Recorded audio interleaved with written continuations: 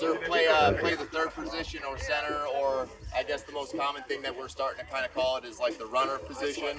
My name's Andrew McCabe. I'm captain of Team Kniats from USA, and I fought on Dallas Warlords this weekend with Team USA. A lot of what we're going to go over the course of this next hour is kind of a lot of philosophy that goes into it. We'll give you guys some kind of tips and tricks of kind of how I run the position. Versus how he runs the position. Every kind of runner kind of has their own style, kind of between how I run it, maybe the difference between how Adam Harrington runs it, and so kind of we're going to talk about the kind of differences and stuff there. Maybe a couple drills that we can do. Maybe we can set up a drill or two to kind of work on field awareness. Field awareness for the third position, the center, the runner, whatever you guys call it in your club. Field awareness as your center is the most important thing you can do. It's kind of the most hectic position versus the standard 2 and 1 on the rail. Everybody that is a 1 or a 2 on the rail, they've got a pretty good idea of, hey, this is my job and this is where I have to be. There's a lot more decision making, especially in the first maybe 45 seconds to a minute and a half of the fight, where you can kind of cause that chaos. As we all know, like Dan has talked, once you get a 4 to 5 advantage, the fight's already sort of won. So if your center can create a really powerful and really fast advantage, that adds to kind of my team's success.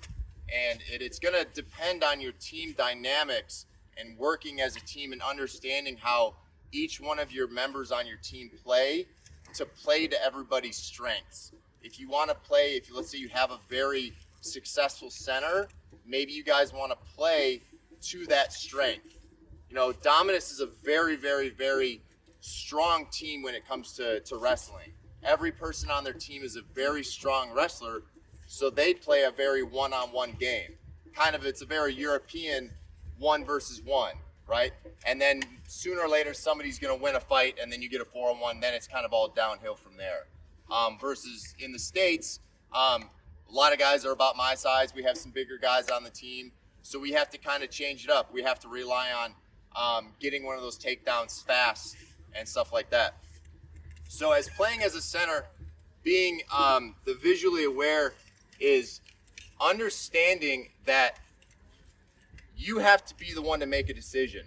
And we did it on the 12s as well, is just really deciding when is the time to do it, right? It's all about timing. Same thing with the grappling. When you go for an Osoto, it has to be powerful and it has to be fast. So we're going to talk about a couple things. We're going to talk about a couple plays that we'll play.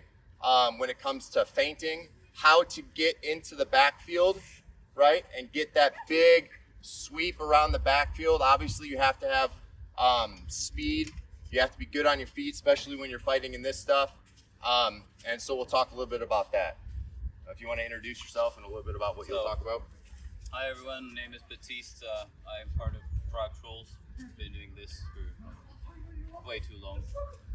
So bouncing back on what Andrew said, the runner is a very important position in a way that they can shape the fight. What they'll do when they make this decision, you kind of wait, you see what's happening, and where you're going to go and how you're going to enter the fight is going to drive what's going to happen next if your flanks are strong.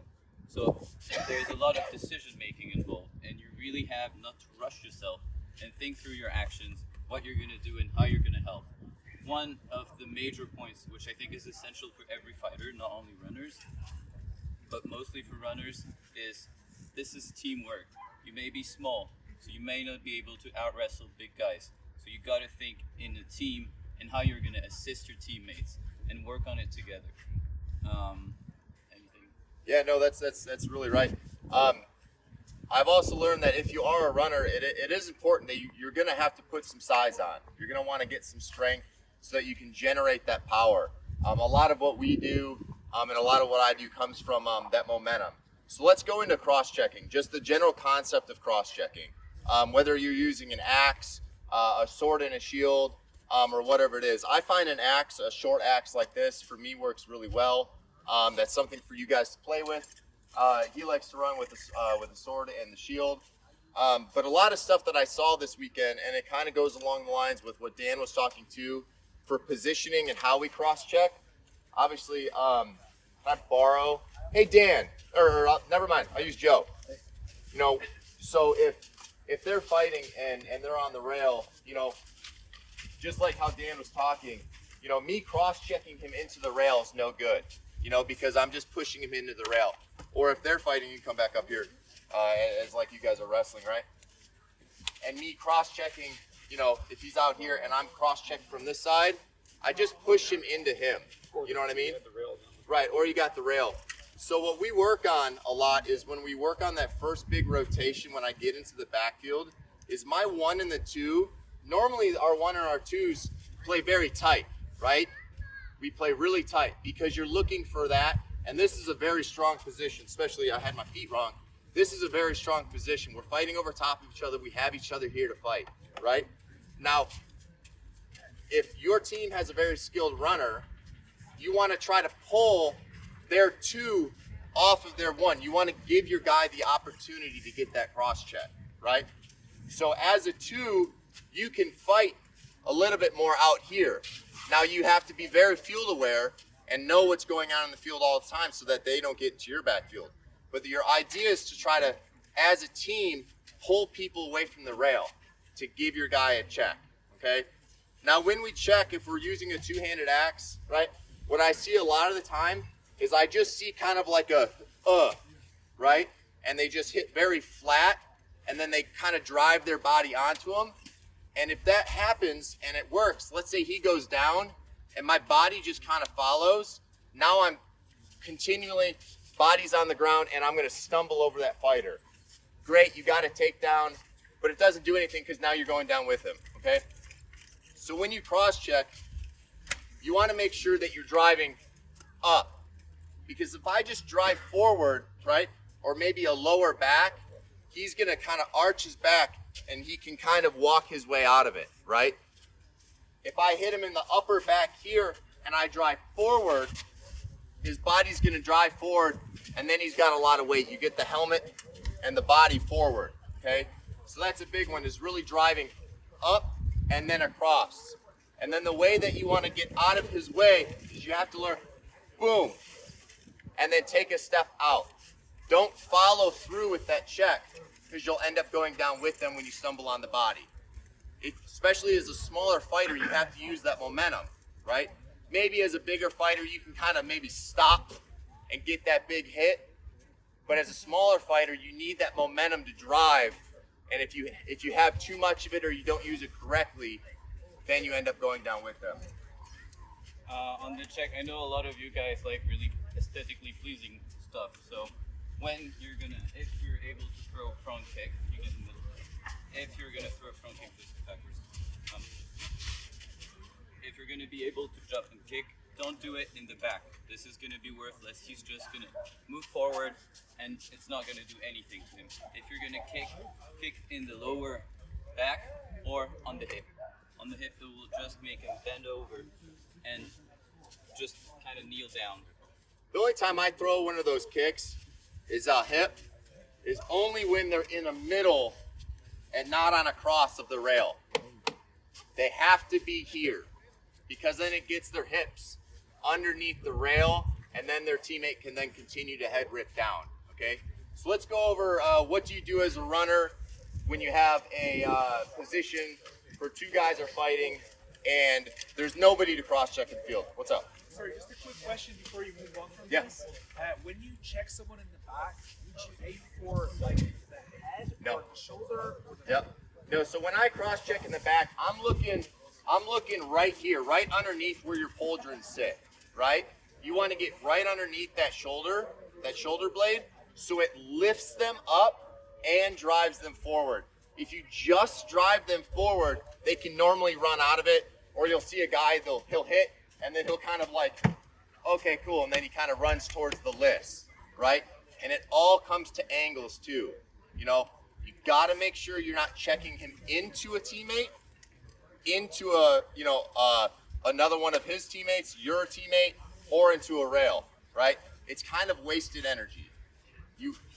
As the center, our job is to get very low energy takedowns so that then you can pause and decide, okay, we got a 4-5 or a 5-4 advantage. Where am I going to be the most effective, right? A lot of the 3 position is analyzing the field and being able to make a very quick decision, okay? It's not like you're on a rail here and you have a lot of time to really analyze the field and then come up with a game plan. We all know that kind of, about 35, 40 seconds into a fight, it kind of turns into a lot of a mess. The plan that you came into the field with kind of goes out the window, and then you just have to rely on your team being the better team, right? I think more than ever, you have to remember that timing is key. And so you're going to be looking at the field, analyzing what's happening, and you're going to have to act really quick on this decision. And a second could change a great takedown it could turn it into an absolute ordeal because the guy will turn around. Yep. And this works as well when people run to you, which will happen a lot because you're small and they're chasing you. When you see them coming to you, you cannot turn around too fast because then they'll just check you in the back and you lose. You'll just fall. Yeah. So let's go a little bit into that. Let's go into what I call it baiting. Everybody kind of understand the term baiting, the worm on a hook. So if I'm fighting against him, right, or maybe it's a 2-on-1 or something like that, and I have a 2-handed axe, it only really works more with an axe versus a shield or a sword and shield, because as we all know, people understand you're going to get hit harder with an axe. People don't like getting hit hard with axes. So as a center, as a runner, if you're going to run with an axe, you really need to train. They did the polearm or the Hellberg training. Learn how to hit and learn how to hit hard. With the mechanics of pulling and using this as a guide hand, it's a lot like longsword. Your bottom hand is your leverage and your strength. Just like Dan was talking, kind of the overhand here, but you get more strength on the pull than you do on the push. So then what you can do is, I work really well out in the field, okay?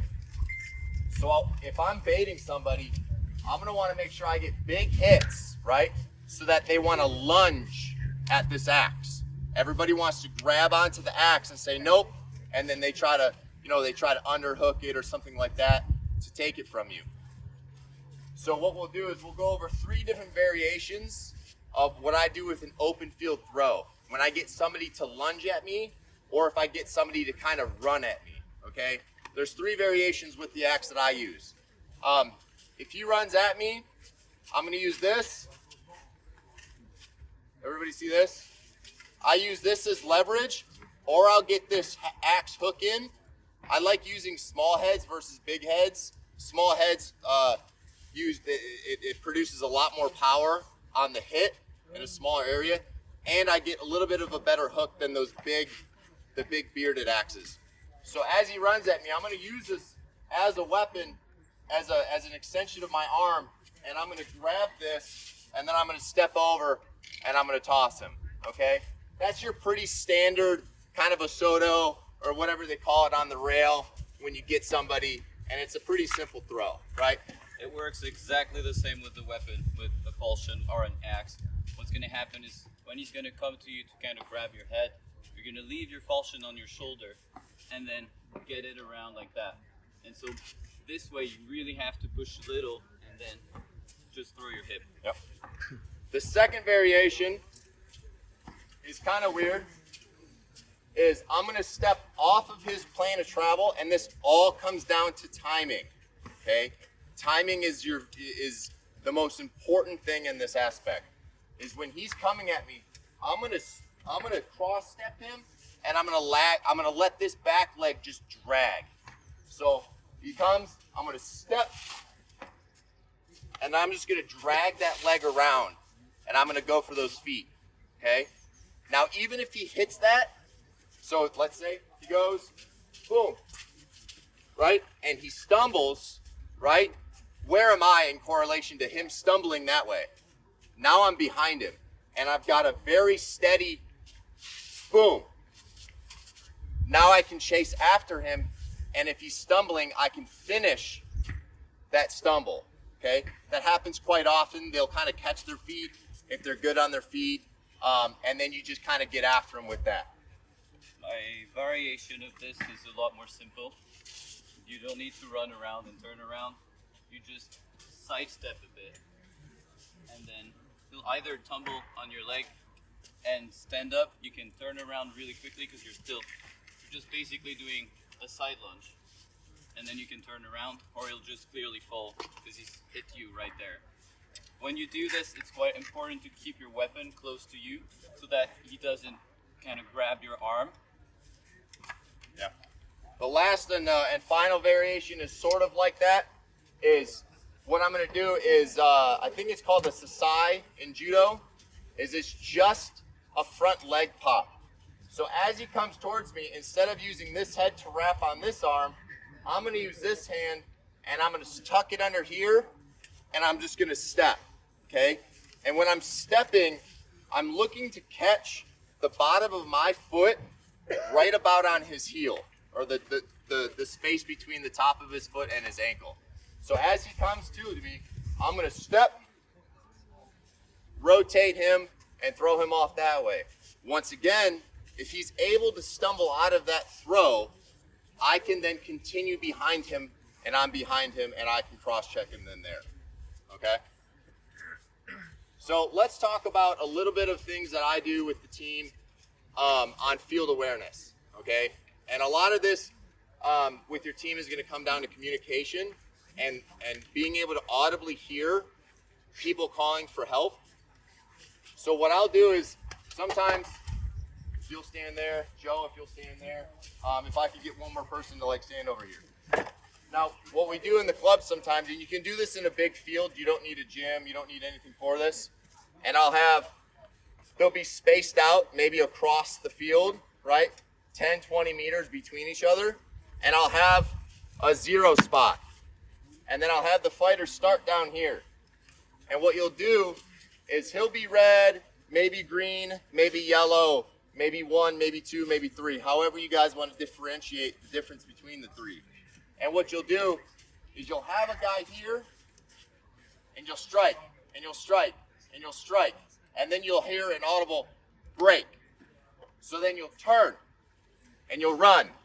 And when you get to this 0 point, whoever's coaching you will yell a number or a color, whatever one it was that you guys set up. What this does is, and then they would obviously be spread out a little bit more, you have to listen and then act. So it'd be like, hitting, hitting, hitting, break. 1, boom, and then you'll reset. Hitting, hitting, hitting, break. 2, okay? And it's really working on the quick diversion turn, okay? And you'll just go and you'll do this. We usually do this. We'll have a line, and you just keep going, right? It's good for cardio. It's good for footwork, and it's good for really audibly hearing. You can do it in helmets, just helmets, so you can start understanding and hearing where you need to go, okay? So let's talk about now maybe just a little bit of kind of like how do we work on our footwork, because that's kind of a big thing. Some things that I use for footwork, maybe ladders. Everybody know what a ladder is with the floor. So working on ladders, a lot of jump roping. A lot of training that I'll do is you can do some type of powerlifting move, whether it's maybe a clean and press. You'll do 10 reps of that, and then get off and go right into jump roping, right? A lot of jump roping, and not just standing jump roping. You want to work left, work right, work forward, and work backwards, right? And work all of your angles so you can really understand and make sure that you're very, very, very solid when you know your foot's down. I think a lot of people in the 12s yesterday and the 5s later at night were thinking that with some of this sand, especially in these corners, that there weren't going to be able to be as much running as there was. But once you get really safe and you understand that once your foot is down and planted, that you're safe, you can really start playing, I can run through all of the mud.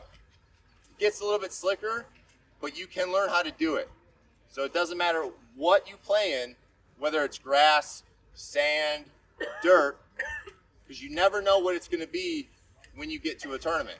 You cannot rely on the field being dry or, a good ground. You have to be able to fight in all conditions. Because if your team relies on your runner and then you come to something like this and you can't run in this field, then that could break your team, Footwork in general is an essential point of fighting sports, and it'll just give you better stability, but it will also allow you to quickly change on your feet. It's quite easy to work, really. There's tons and tons of tutorials on YouTube. You just really need basically nothing. You make a little line on the ground, a little square, and you can work just your footwork on the side, then moving back. And it's something that's really easy to work, and that will really help you set your takedowns as well. And practice it in your legs. Get very comfortable in your legs. If you're going to be running, make sure that the inside of these legs here, make sure you're understanding. If you have anything, I've seen a lot of guys, they'll run very like this. Their knees get really close to each other, okay? Which is okay when you're not in armor. But I've seen it a couple times either with the greaves or with some guys have the small wings on the inside of their legs. And as they go to run, they catch, okay? So you have to practice running, jump roping, and your ladders in your legs and understand how you have to change the way that you run inside of armor versus outside of armor, because it's very important. You can be a very, very fast runner, long distance runner, but as soon as you put armor on and you try to make those close runs, so in armor, I kind of run, I'm more outside. It's almost like a hop, right? It's less front striding, and I kind of land on my toes. And what that does is it digs my foot in to whatever material is on the ground. So I can, you see that? Versus this, and now I just created this big pocket.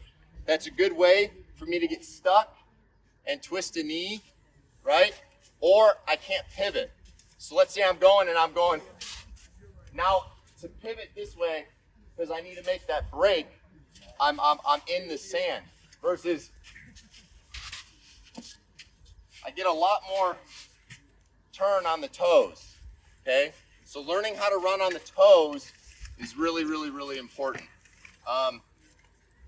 The last thing that I think I'm gonna go over is what I call like the 3-second rule, okay? When I'm going back and forth and deciding, like Dan talked about, who on my team needs my help the most, okay? And that's gonna come down to understanding who is on your team. Fighting with the same team is very beneficial in knowing how your friends fight, okay?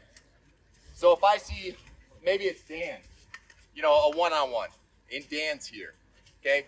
Well, Dan's a big guy. Dan probably doesn't need my help. I should quickly scan the field and be like, oh, Adam Harrington needs my help more because he's a little bit of a smaller fighter and he's a big guy, okay? That comes into the field awareness and really learning how to process that faster. And the only way that you can get better at processing a fight is by fighting, okay? Because the dynamics of every fight is always different, okay? So going into my 3-second rule is if I decide to help this 2-on-1, or a one-on-one here because we have a man up, I'm the man up. I'm gonna come in, I'm gonna choose my angle, okay? So can you guys just grapple, right? Let's say I'm on Joe's team, right? I'm not gonna come in here and try to strike here. I'm gonna obviously work my angle and I'll work my strikes, right? I only have time for maybe 2 strikes, maybe. But normally you have about 1. Because usually by the time that they see that they're down a man and somebody's beating the shit out of their friend with an axe, they're usually gonna leave that grapple they're in and come help their friend, right? So I've got maybe 1, 2, and then I'm here. I'm reassessing the field. Do I have to stay here and continue to strike him? No. I can then leave if I see that there's a better opportunity somewhere else. That also works in the concept of the baiting, right? We're up a person. I have decided to come help this person, and everybody else on the field says, okay, the person that is free, the one up, has decided to help this person. So they think that now since I already came over here, I'm going to stay over here, right? Because everybody gets into this very narrow, I'm fighting this person, I have to continue to fight this person until I win this fight. This is a team sport, right? This is not I'm going to fight you, you're going to fight you, you're going to fight you. It's 5 versus 5. So if I'm striking this person, right, maybe across the field, somebody's like, oh, okay, I can get a little bit more safe, and I can come out here and get on top of somebody over here.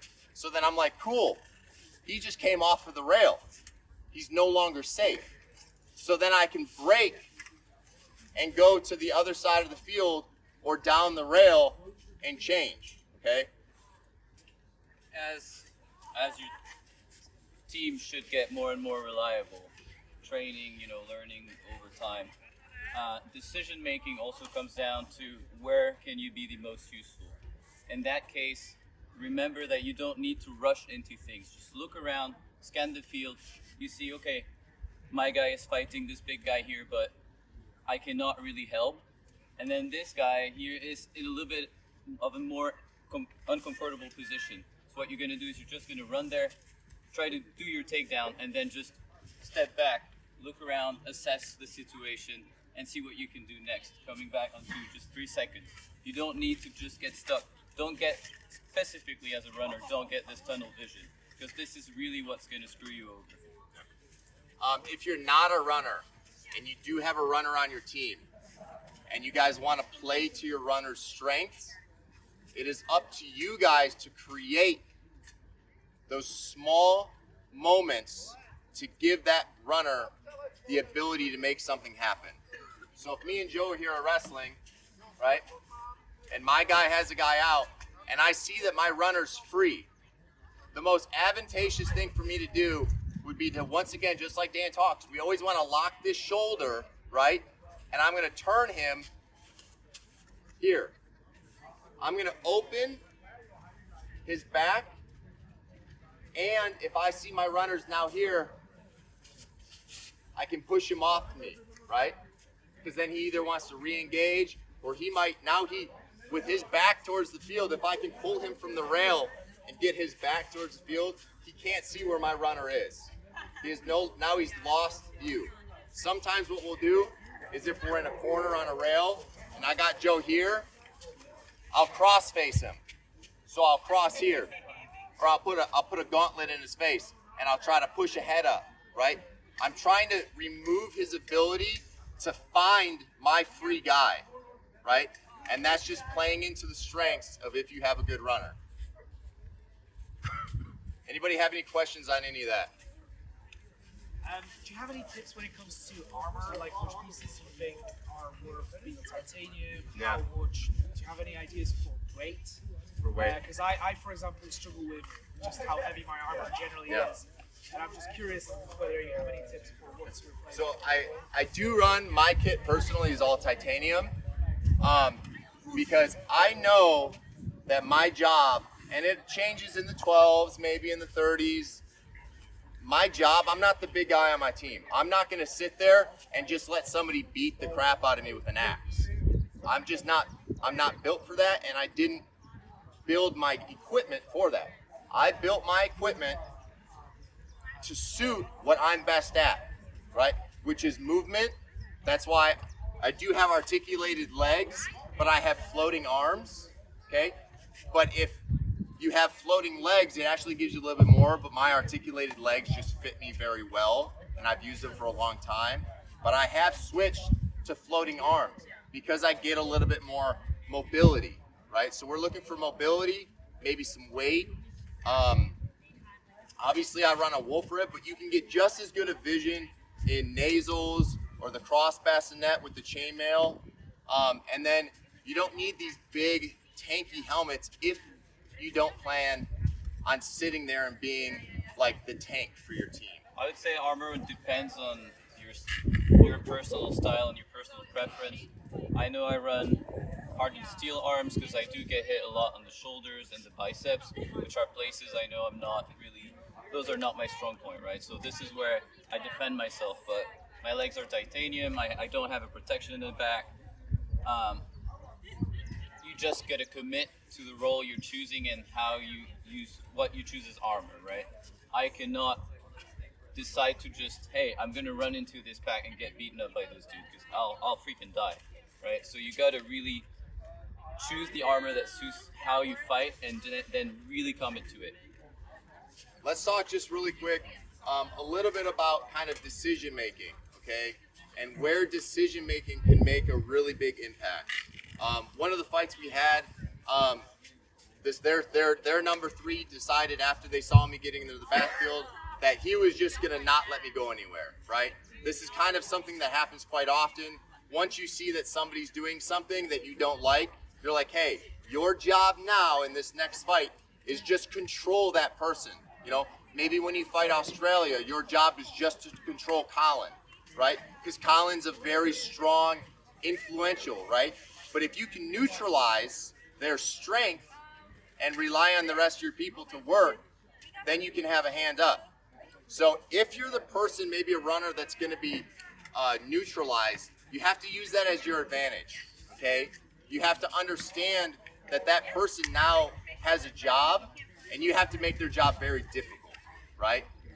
Also there's very many times that'll happen, and you have just a guy just mirroring you. Anywhere you go, they're just on you, right? That's okay. You should have a team that you can trust. Now let's say one of your teammates gets somebody down, and now it's 5 versus 4, and that guy is still mirroring you, right? That's okay. Now I know that my guys over there have a 2-on-1 somewhere, right? We have numbers. I just want to keep this guy busy. In that situation, you can also think about tagging this guy and setting him up for a takedown from your teammates. So what I like to do also in the beginning of the fight is you're just kind of looking at the other runner, you're in the middle, looking at this guy, and then you just throw a few hits and make him come towards you, right? Try to grab you, try to hit you, just piss him off a bit. Get him away from the rest of the fight, okay? You want to try to separate as much as possible. If the 2-on-1 is down there, I don't want to let this guy pull me towards the 2-on-1. I want to pull him away so he can't help his friend. Skončil nám turnaj v likostřelbě. Mám jedno pozvání v 15:00 ve 3 odpoledne. Ještě jednou teda tady byly trošku jako nesrovnalosti. Je to ve 3 odpoledne, 15:00. Začíná na hradišti Libušín, komentovaná prohlídka hradiště. Pokud byste měli zájem se seznámit s historií tady toho místa, prosím, dostavte se 15:00 na hradiště na kopec ke kostelu. Čeká tam odborník, který se o to místo stará a povídá spoustu zajímavých informací o počátku naší státnosti a o historii osídlení tady toho místa. 15:00 hradiště Libušín, sraz nahoře u kostela. I'm going to want to kind of pull him towards the rail. My guy might be able to grab him. But what I've done is I've now created a much larger gap for me to run through. Okay. And sometimes if I've got this really small gap, okay, and I don't feel like I can make it through that gap or something, what I'll do is I'll come through and I'll hit, and then I'll roll. And then instead of keeping my back, then I'll sneak through, okay? So you kind of, you want to pull their center to the sides, right? And so, let me get we would like to show you the roots of our history. So if you are interested, come up the hill. There is a church. If this is the center, I'm going to be working him left and right. I'm going to be kind of flashy. I'm going to be like, okay, am I going this way? And so maybe I come over here. and I'm with my 1 and my 2, and now we got 3 over here, right? And now what that does is maybe on the other side, now they start kind of changing their angle, right? And then I can skirt through. But sometimes what I'll do too is I'll pull him to the middle if he's just really good at his job. He might be just as fast as you. You have to do something. I will commit to hitting one of their 2 flanks, right? But I'm not really committing to that 2. I'm committing to faking it. So I'll go and I'll go, boom, and then I'll roll out, okay? And what that does is if he's too far forward, he has a whole lot more of a turning to do. Now he's got to be like, boom, oh. Well, at that point, I'm already past him in his backfield halfway around. You know what I mean? So really play with making them think you're going to do one thing and doing something different. And that can be, you're going to hit and then jump. You could just crash. Boom. Yeah, I might check him into the rail. It really doesn't do anything. But I don't care. I'm just trying to get this center to think I'm going to try to stay over here. So I'm going to go, boom. And then I'm all the way back around. By the time their center gets around, there's not much he can do. I'll give you one tip and how to beat me if you ever fight me. Keep your guys against the rail, fight very tight, and as a number 3 in the field, if I get through, boom, and I'm in the backfield, don't chase me. Do not chase that runner.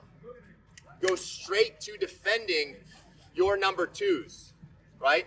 So let's say that side of the field doesn't know that I just got through. If I go through and he tries to chase me and he's not as fast, their number 2 is going to lose. The best thing he can do is I get through, he goes, okay, and he just goes back and he guards their backs. Okay. I can't do anything. I can't get that easy check. There's been a lot of times where we fight Dominus and they have very, very, very confident and strong rail discipline, which means that if somebody gets through and we're here, I do this with my team too. If a center gets through, we go rail, and then we're here. There's no cross checks to be had, okay? So if you're worried about their center cross-checking, come up with something with your team, an audible, something that you can yell to let your team know on the other side of the field that they're possibly in danger.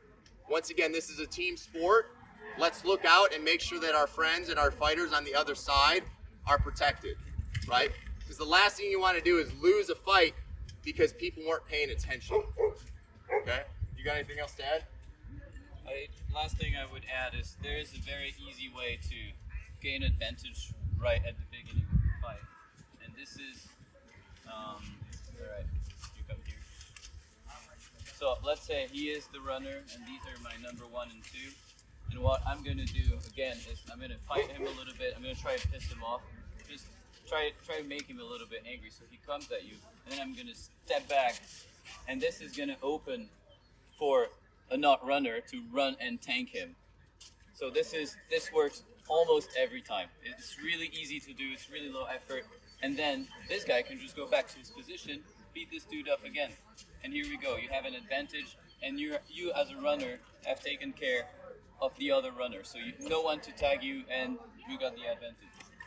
Does anybody have any questions on anything that we've gone over or anything that they saw over the weekend of maybe how something works or how to create some type of play or chaos?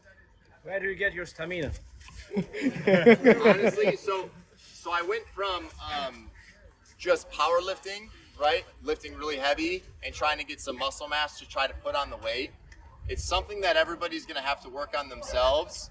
So I went from like 165 pounds, I don't know what that is in kilograms, I apologize, to about 185. So I put on 20 pounds.